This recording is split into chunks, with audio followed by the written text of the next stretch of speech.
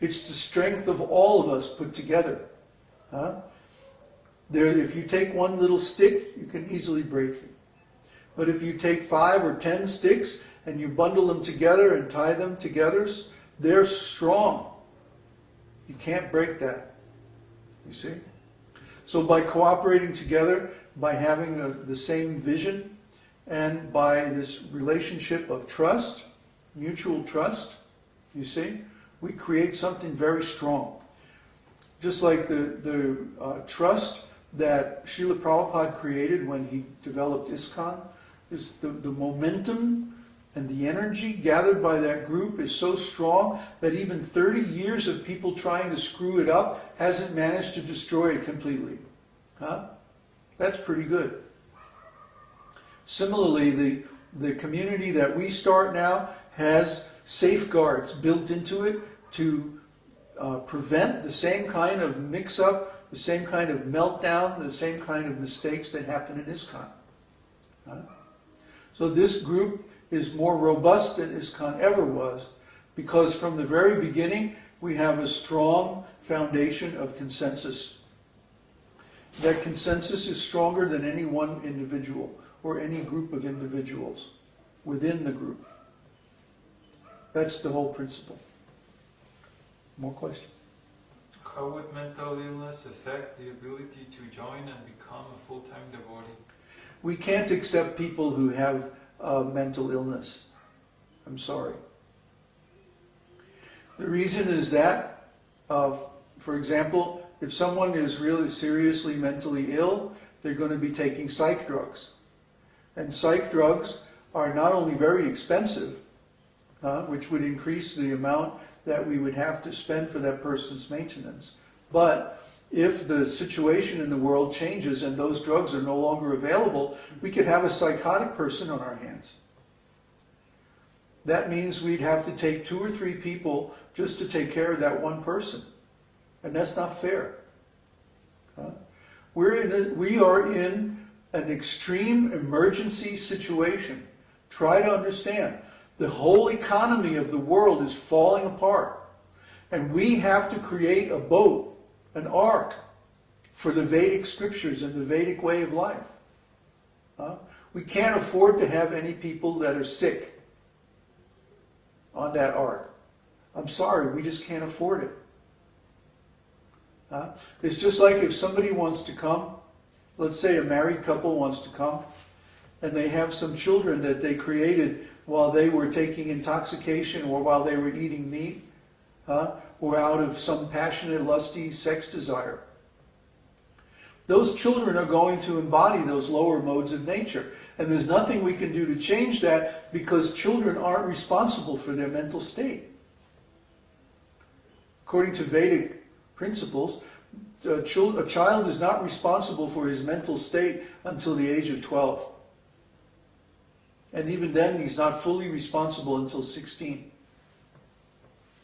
So, a child that is conceived in the modes of passion and ignorance is going to contaminate the whole society. So we have to screen the children as well. We have to see that they're pious souls. We have to see that they're not too contaminated. So it's not just a question of the married couple, the family. It's a question of their kids as well. See? I've seen one child that was extremely in the mode of ignorance contaminate a whole community. All it takes is one psychotic person to screw up a whole community. And it just makes it impossible to continue. You have to get rid of that person. So our solution to that is not to allow these people in the first place.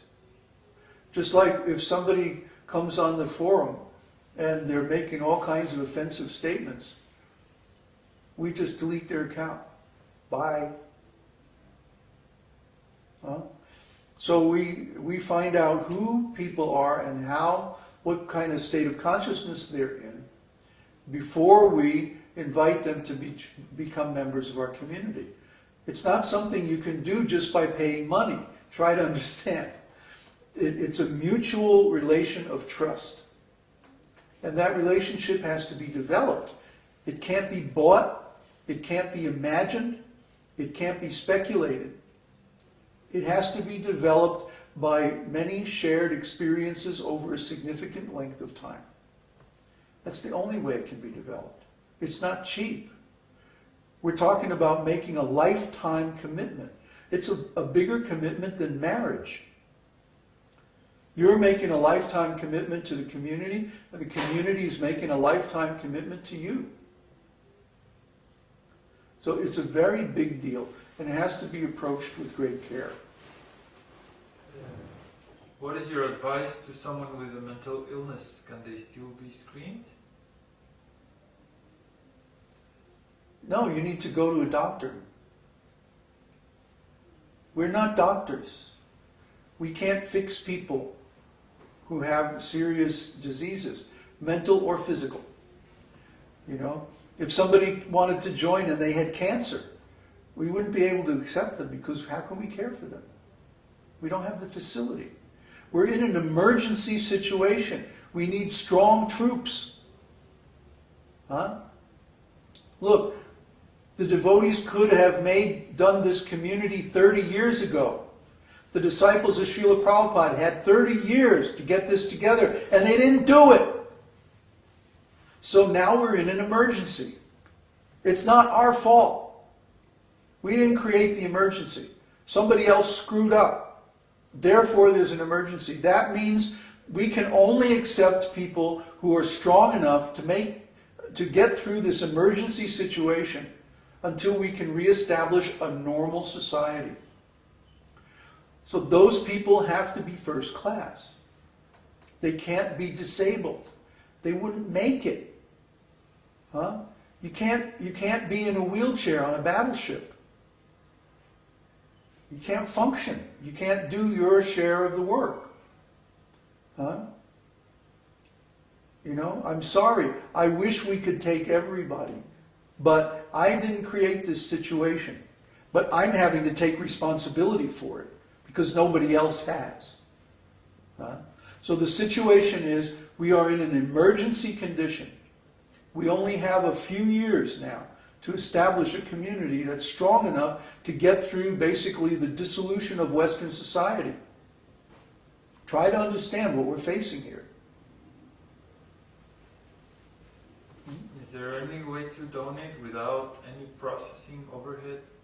Like no PayPal fee? Anybody can make a donation anytime. Oh, you mean, the processing overhead of the PayPal? Yes. Yes, you can do a direct bank transfer. Direct bank transfer from your account, well, I don't know about like a wire transfer.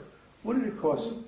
$18, wasn't it? Something like that, not too much. Yeah, it costs about $18. For example, if I want to transfer money from my bank account into my stock trading account, it costs about $18. And for that money, I can send any amount. So PayPal, depending on what country you're in and whether you use a credit card or a bank account to back up your PayPal account, costs anywhere between 2.5 and 4%. So let's see, 4% of $1,000 would be $40.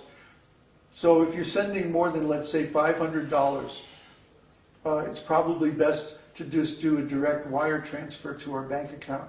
And I'd be happy to supply that information to anybody who wants to make a significant donation.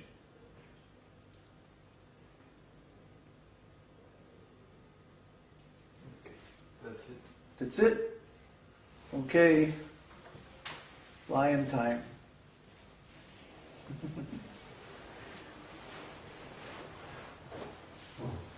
I guess everybody knows by now that Lord Nrsimhadev is my favorite.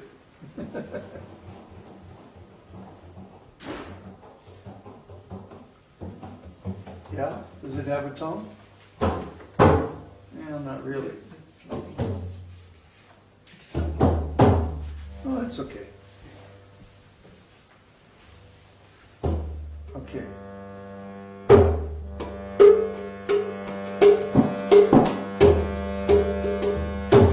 Namaste Narasimhaya.